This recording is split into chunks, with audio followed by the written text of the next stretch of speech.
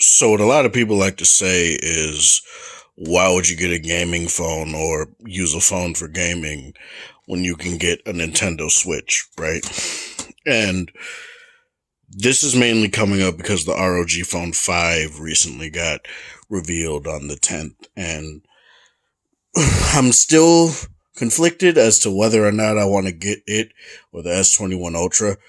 And I'll probably make a separate video about that, but let's get into this. So, between a phone and a Nintendo Switch, what would I say you should go for?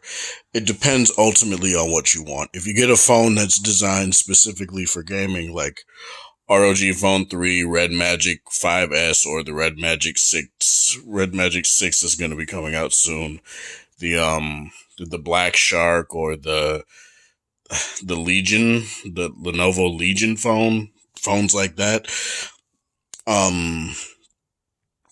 There are, or even if it's not a gaming phone, if it's a phone with a high refresh rate, like the new Samsung phones have out now, or even like a Pixel with 90 hertz, with a 90 hertz display, there are reasons as to why I would say a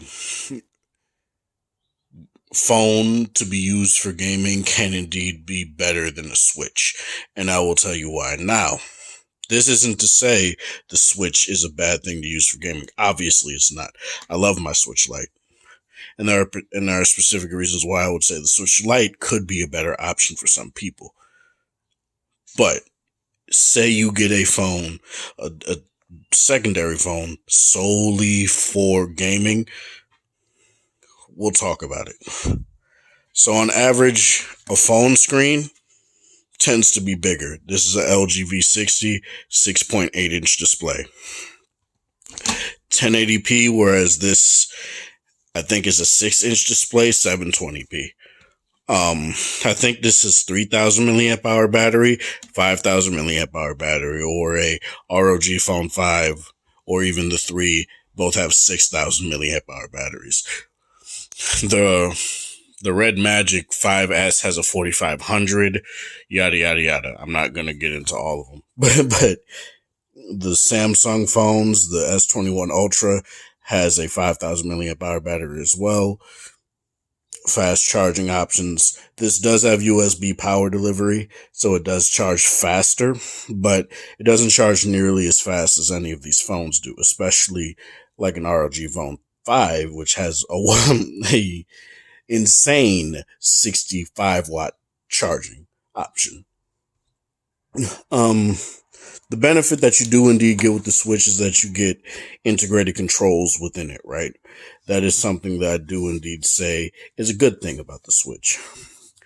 Very nice analog sticks, very nice buttons. The only thing that I don't really like, and this is for somebody that likes to play a lot of fighting games, I haven't really re-downloaded any of the fighting games I bought on the Switch. While this D-pad is better than the Joy-Con buttons that they try to pass off as a D-pad for, like I said, the Joy-Cons, it's a bit mushy. It's not that great. And if you compare it to something like a Vita, the Vita's D-pad stomps this D-pad. Like, it's not even a competition. So yeah, that's something that's really nice there.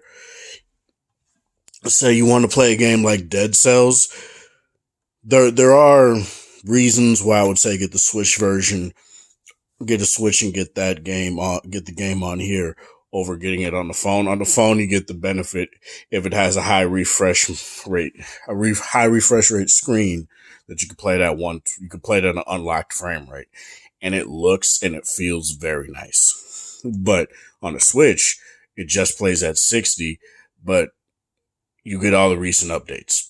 Like, that's pretty much what I would say is the biggest benefit. And that is a really big benefit for the Switch there. Both of them do use USB-C. So if you're a USB-C household, if everybody in your house has an Android phone, a Samsung phone, your laptops use USB-C, you have a PS5 or Xbox Series X, those controllers also use USB-C, you'll have no issue with a phone, Android phone in particular, or a Switch Lite, or even the regular Switch for that matter. Um, the one problem I will say gaming phones do tend to have is that they don't have SD cards. They don't have an SD card option. Whereas the Switch Lite and the regular Switch, that's basically how you're going to be downloading and installing all your games. It only has 32 gigs of internal storage. So that's something that's fine if you just want to download like 2-3 games. But if you want to go even more than that, then you're going to have to get a micro SD card. And I think I have a 500 gig SD, 512 gig SD card in my Switch Lite. I have a lot of roguelikes. I have Mario Odyssey, Mario Kart, Diablo 3. I have a lot of games on here. So I just decided I'll take my 512 gig that I was using in my S20 FE and put it in the Switch Lite. And I really do like it. For phones like the V60, which sure isn't necessarily a gaming phone, but it can game well if you don't care about high refresh rate, but you want big battery life. Does have SD card to support up to 2 terabytes. You get the dual screen with the V60. It's basically a souped up Nintendo DS. You could get a 2 terabyte card in there. You could emulate Nintendo DS games and other consoles and handhelds. So it's basically just a all-in-one handheld in your pocket. And that's really nice. And that also goes with other phones and other gaming phones as well, where that's just something that's going to be really nice. And that's where the Switch kind of gets a drawback, is that it doesn't really have a lot of those classic like GBA SP doesn't have its own specific games, but GBA, they're remastering like certain games, and they're doing a good job of picking which games they remaster. I guess if you don't like Skyward Sword, which I can't really talk on because I never played it, that's something that is not really going to be a big deal, or can be a big deal. But Nintendo Switch, you get the Nintendo library. You get your Zeldas, your Super Smash Brothers, your Mario, obviously, all that stuff. F-Zero, sadly, and Star Fox, maybe one day, sometime down the line, when Metroid Prime 4 comes out, that'll be nice. But you get all your typical Nintendo stuff, if you care about that stuff. I personally don't, but it's just a nice bonus to have. Whereas on a phone, you don't really get that.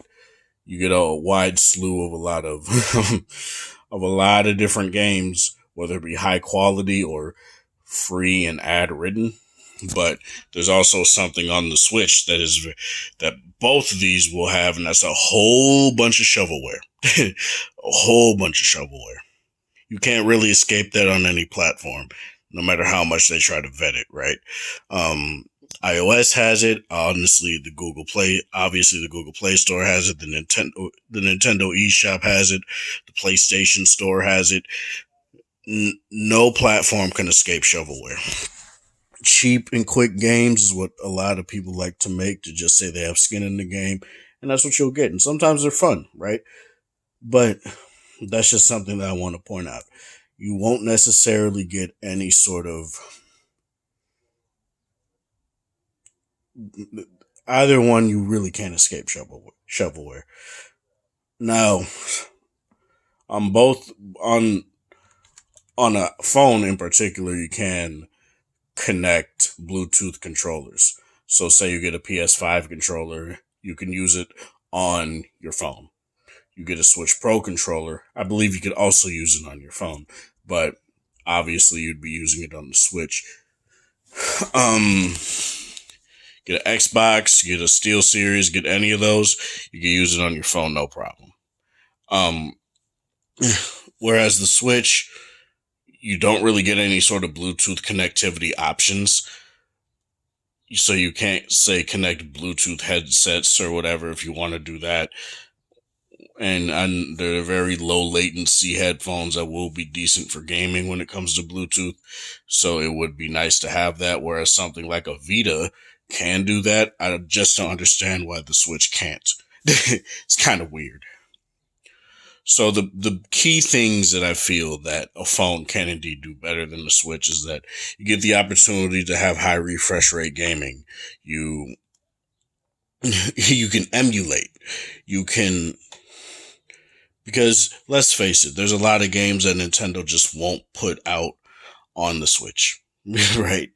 Or they'll lock it behind some like Nintendo online paywall or something like that. And that's where I feel a phone comes more in handy because, wink, wink, you could just emulate and you'll get those games. People have some purist bullshit when it comes to that, but whatever. It's not that big of a deal, really. These games have been out for 20, 30 years, almost 40, 50 years. If I just want to download a ROM on my phone, guess what? I'm going to do it. And, play it at smoother frame rates, play it cleaner, not wait to spend 10, 20, 30 bucks just to play a remastered HDified version of it.